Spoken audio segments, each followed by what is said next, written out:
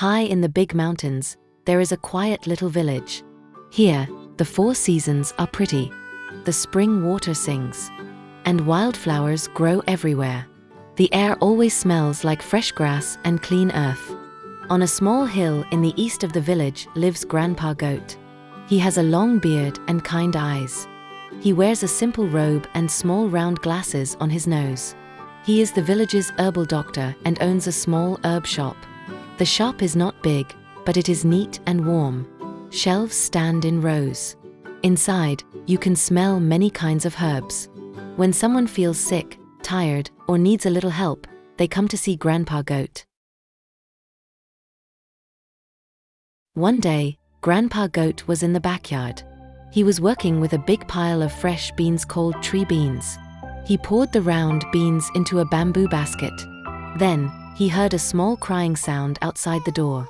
He stopped his work and walked out to look. There, he saw an old basket. Inside was a tiny kitten. The kitten had big, shiny eyes, and some cute gray stripes on its head. Grandpa Goat picked up the kitten gently, wrapped it in a soft cloth, and held it close. He smiled and said, "Little one, I will call you Bean, Bean like the tree bean." From then on, Bean lived in Grandpa Goat's little herb shop. Bean was a young boy cat. He was small and round. When he walked, he wobbled a little. He was the youngest in the village. Grandpa Goat took good care of him, and Bean soon felt at home. Every day, the shop smelled of herbs and warm wood. Fresh herbs hung on the walls. Flowers and plants dried by the window. Grandpa Goat often looked at Bean with love and taught him about many herbs.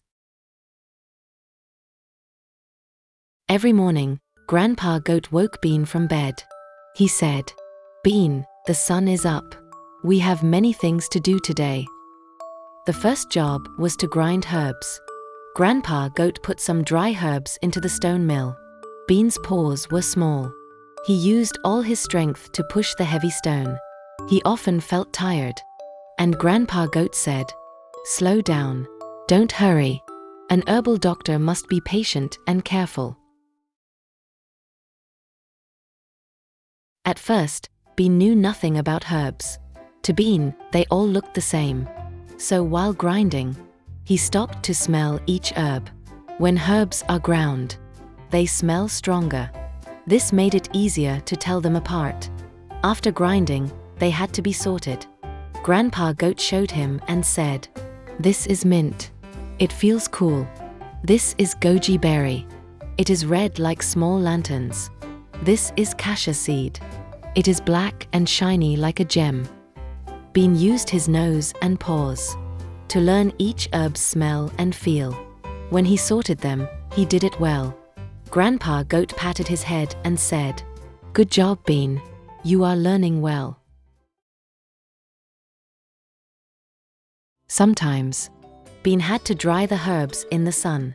He put them on bamboo trays and set them in the sunlight. The sun made the smell stronger. Grandpa Goat told him, "Dry herbs last longer. This is important for an herbal doctor."